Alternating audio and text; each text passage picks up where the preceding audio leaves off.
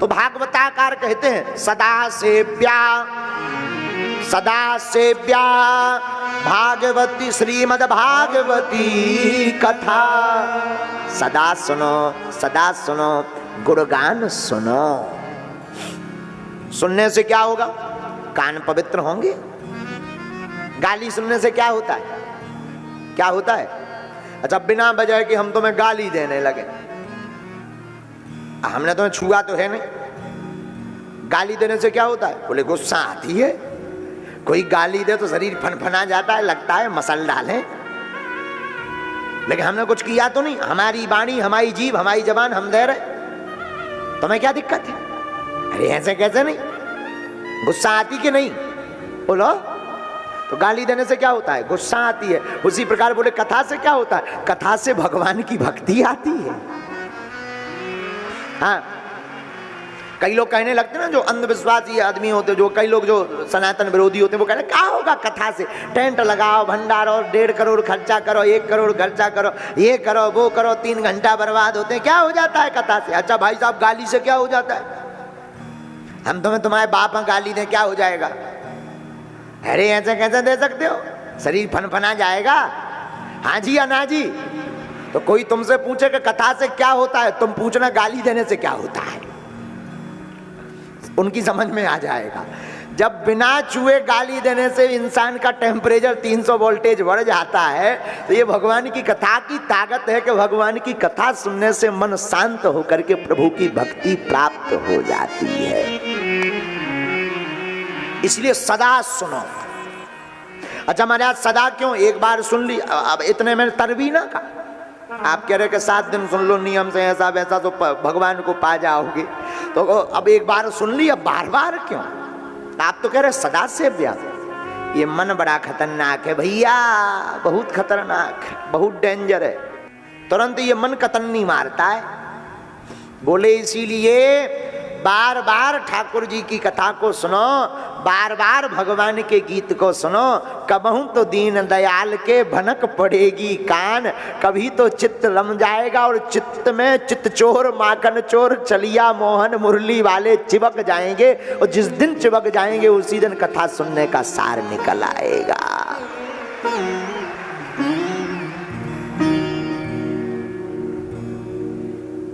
श्री नारद जी महाराज कथा श्रोता है, सनत कुमार कथा वक्ता। और जैसे ही मधुर मधुर श्लोकों का गायन शुरू किया सनत कुमारों ने, तो भक्ति सुतौ तौ तरणौ गृहीत्वा प्रेमेक रूपा सहिसा विरासीत। श्री कृष्ण गोविंद हरे मुरारी नाथेति नामानि मुहुर्वदन्ति, नाथेति नामानि। जैसे ही श्लोकों का गायन किया, भक्ति देवी तातात थैया करती हुई प्रकट हो गई। अपने ज्ञान और वैराग दोनों का हाथ लेकर के, जो वृद्ध थे ज्ञान वैराग, भागवत के प्रताप से ज्ञान और वैराग जग गए। मानो ये कथा कहना चाहती हो कि तुम्हारा ज्ञान सो रहा हो, वैराग्य सो रहा हो, तुम्हारे बुद्धि में ज्ञान ना हो और वैराग्य ना हो, कोई दिक्कत नहीं। भगवान भागवत की कथा सुनना, आपके अंदर 7 दिन के अंदर ही ज्ञान नाचने लगेगा, वैराग जाग जाएगा।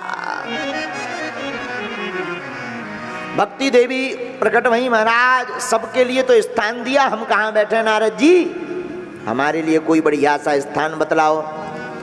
नारद जी बोले बाकी तो सीट बुक है, तुम थोड़ा देरी से आई हो। एक काम करो देवी जी, जितने भक्त यहाँ कथा में बैठे हुए हैं सबके हृदय में जाकर के वास करो।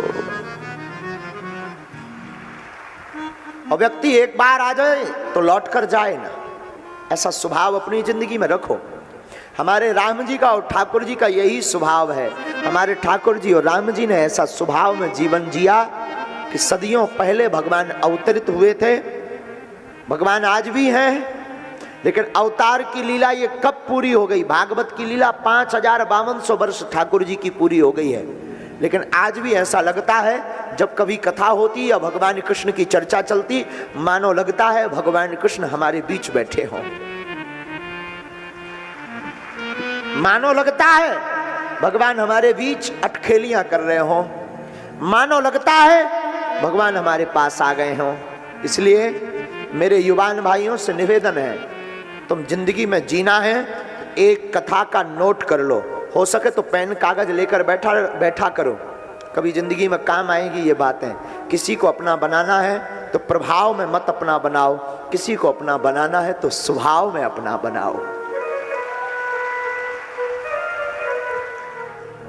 कई लोगों को लगता मैं जरा ऐसी रहूं, ऐसा रहूं, लोग मुझे डरें, भय, अपने आप को ऐसा प्रस्तुत करने के लिए लोग प्रायः ऐसा करते हैं। और हम एक बात बताएं, किसी को अपने यहां पर अपने जीवन में तुम्हें सरेंडर करना है तो भय में नहीं, भाव में सरेंडर करो।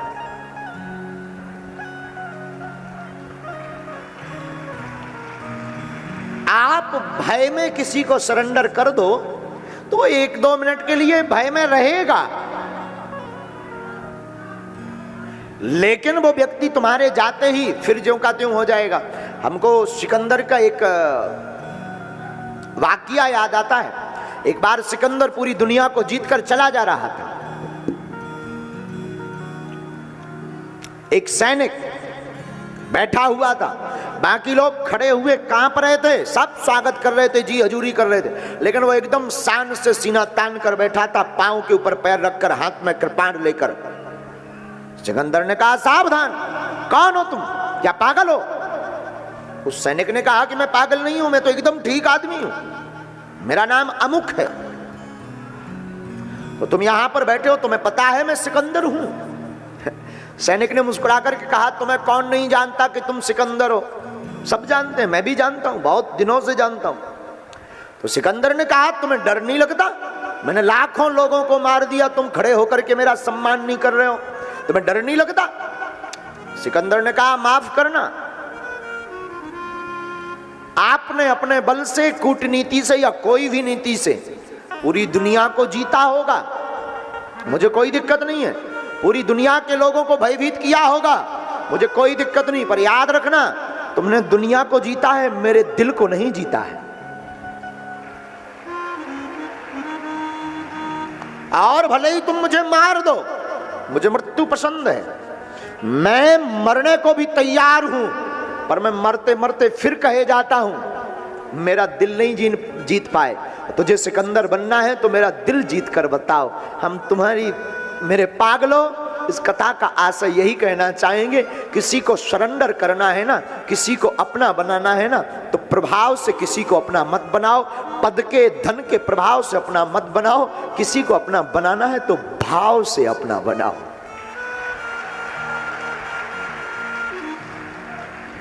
आप किसी को प्रभाव से अपना बनाओगे तो प्रभाव जब तक रहेगा तब तक वो तुम्हारा रहेगा, और किसी को स्वभाव से अपना बनाओगे तो जब तक तुम्हारे तन में श्वास रहेगी तब तक स्वभाव रहेगा, तब तक वो व्यक्ति तुम्हारा रहेगा। प्रभाव तो आना जाना है। आज तुम पद पर हो, कोई ऐसा कृत्य कांड हो जाएगा, पद से नीचे गिर जाओगे, लोग गाली बकेंगे। आज तुम्हारे पास संपत्ति है, एक बालक उस संपत्ति को मिटाने वाला पैदा हो जाएगा, तुम कटोरा लेकर घूमने लगोगे।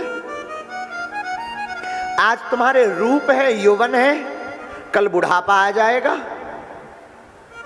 आज तुम्हारे पास लोग हैं, कल कोई ऐसी वाणी निकल जाएगी कि लोग छूट जाएंगे। इसलिए युवान जितने बैठे हैं, ये तुम्हारे काम की बात है। तुम किसी को भी अपना बनाने पर तुले हो ना, प्रभाव से बनाने के चक्कर में अपनी एनर्जी खत्म मत करना, अपना टाइम वेस्ट मत करना, अपना समय बर्बाद मत करना। किसी को तुम अपना बनाना भी चाहते हो तो अपनी मधुरता, अपने सौम्यता, अपनी सहजता जिंदगी में इतना करना प्रारंभ कर दो कि व्यक्ति खिंचा हुआ तुम्हारी तरफ चला आवे।